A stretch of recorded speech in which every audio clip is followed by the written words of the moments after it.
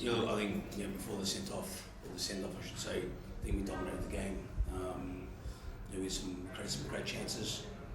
Sometimes they go in, sometimes they don't.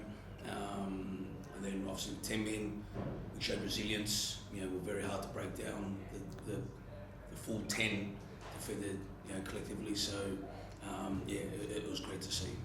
What was the message after the first half? Obviously disappointing with Bruno.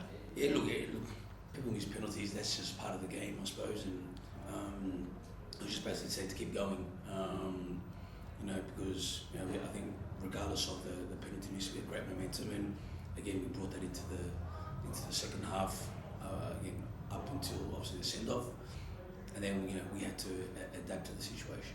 What did you make of the send off with Roderick? Look, I know that a ref probably has to send the player off. Again, interpretation by law is probably that. I look at it from a coach, and the intent wasn't there to actually kick. I think it was Docker in the head, but obviously it's part of the rule where a high foot and he hits his head. So look, I know there was no intent or no malice, but obviously the ref is probably following the letter of the law. And got away with the Jason Guerrier red card as well. You must be happy with that. I don't think we got away with it. It's not getting away with. If it's not a red card, it's actually there was no studs, there was no malice. There was actually nothing, to be honest. So I think you got that wrong. We didn't get away with anything. It was actually a perfect sort of challenge, and There's one change from the McCarthy game with Fornarelli coming in.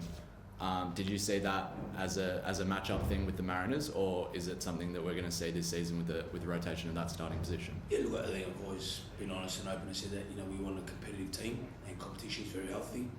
I chose to go to Bruno for the first game. Obviously next week's a different game, and again different game. But look, I choose what I think would be the best starting 11, and Bruno was on the pitch for today. We saw Piscopo in a inside kind of area, and Mishash operating on the other side of Bruno there. You have a lot of depth in that front line and the wingers. Do you see that they have the versatility to kind of fit anywhere in that system in the inside position or out wide on the line? Other options like Arzani, Santos. I think there's a couple of things there. I don't think Mishash can play as a winger. He's definitely a midfielder, and we want to play a way that suits our players, and I think this system suits the strengths of our players. Are there players that can adapt to position? Yes. But more importantly, I think positioning is the key for us. With Guerrier and Nish coming back from international duty, was there any notice of their performances tonight? Any fatigue or anything? I'm sure there'll probably be fatigue, especially playing with 10 men. Hence why we decided to change Nish towards the end. But they should be on a high with a lot of adrenaline. The Socceroos got 4 points from 2 games, which is great. Nish scored. Jason, played really well. So look, I think they might be tired tonight and tomorrow. But as you know, to be an international footballer, you have to play games.